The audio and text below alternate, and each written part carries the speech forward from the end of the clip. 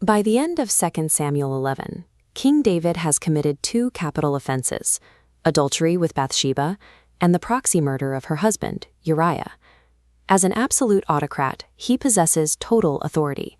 His word is unquestionable law, and he has effectively covered his tracks. This creates a severe mechanical problem for the biblical narrative. If you are a subordinate prophet like Nathan, directly confronting a calloused monarch about his crimes is a highly efficient way to get yourself executed. To survive the confrontation, Nathan cannot rely on a pastoral plea to David's conscience.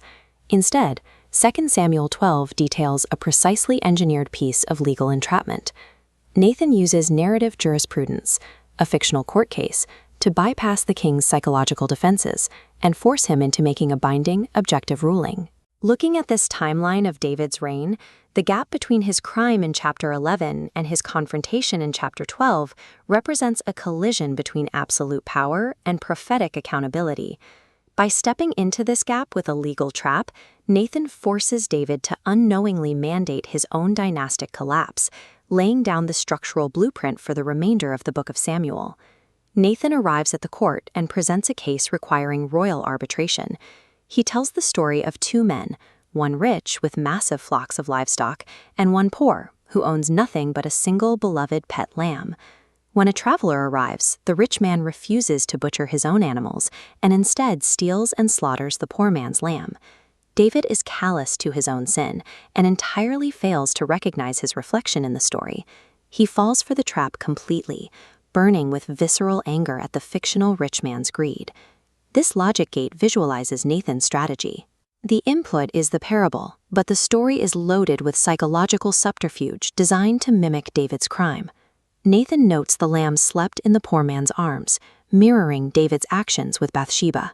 He also states the lamb was like a daughter to the man. The Hebrew word for daughter is bat, creating an intentional phonetic echo of Bathsheba's name. As the flowchart expands, David issues a formal legal ruling, mandating a fourfold restitution for the stolen lamb. As this connecting line shows, his verdict points straight to Exodus 22:1, which dictates that a stolen, slaughtered sheep requires exactly 4 sheep as reparation. By invoking this specific legal precedent, David has unknowingly acted as his own judge. He has locked in the rigid mathematical parameters for his own punishment. With the verdict secured, Nathan springs the trap. He drops the parable and delivers a direct identifying strike. You are the man. This text comparison table reveals exactly how God categorizes David's crime. Nathan delivers the Lord's accusation that David despised the word. The specific Hebrew verb used here is bazah, a term meaning to treat a sacred object or command with utter contempt. Following the connecting line, the exact same word was previously used to indict the corrupt priest Eli and his wicked sons. The table expands to highlight a second, equally damning accusation, that David struck down Uriah with the sword. This exact phrasing draws a direct line connecting David to King Saul and Doeg the Edomite, the men responsible for slaughtering the innocent priests of Nob. This intertextual link signals that David has abandoned his role as the ideal king.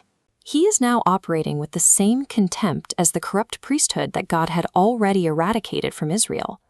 Because David weaponized the sword of the Ammonites to execute Uriah, the Lord decrees a mirrored punishment. The sword will never depart from David's own house. The author uses these specific linguistic markers to secretly categorize Israel's supposedly ideal king alongside its worst historical villains.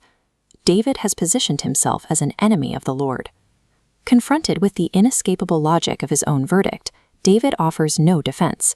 He immediately issues a formal confession: I have sinned against the Lord. Nathan responds with a theological paradox.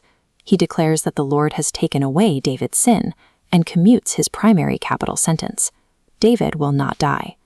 David spends 7 days fasting and pleading on the ground, but the child dies. The first of the 4 sheep has been collected. This visual ledger tracks the ancient mechanical view of forgiveness in this text. Forgiveness functions as a commuted sentence, not a wiped slate.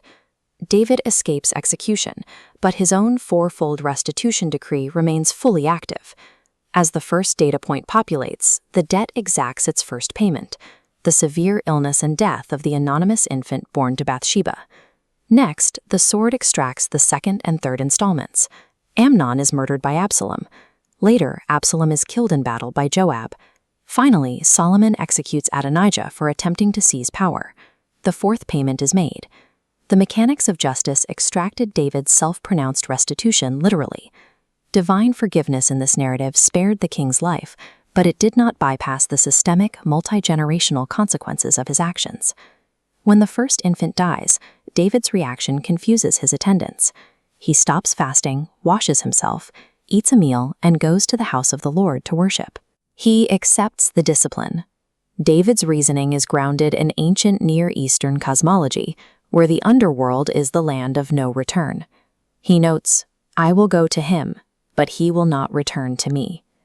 The Lord's decree is unalterably fixed. In the wake of this severe discipline, the narrative introduces the counter-theme of covenant restoration. David comforts Bathsheba, and she gives birth to a new son. They name him Solomon, derived from Shlomo, a Hebrew root word meaning peace. The prophet Nathan returns with a final intervention. He delivers a message from the Lord to give Solomon a secondary name, Jedediah. This term means beloved of the Lord. This dual naming is a structural signal. It is the Lord's method of confirming that, despite the active punitive discipline dismantling David's household, divine commitment to his royal dynasty remains unbroken. The text then pivots abruptly back to geopolitics. Joab summons the king to the battlefield. David musters his remaining troops, marches out, and captures the Ammonite royal citadel of Rabbah. This dual-axis graph maps the fallout of Nathan's trap. On the top axis, the discipline of the sword permanently costs David his family's peace. But on the bottom axis, his commuted sentence allows him to resume his functional role as the Lord's instrument. This intersection establishes the tense, dual reality that drives the rest of the biblical text.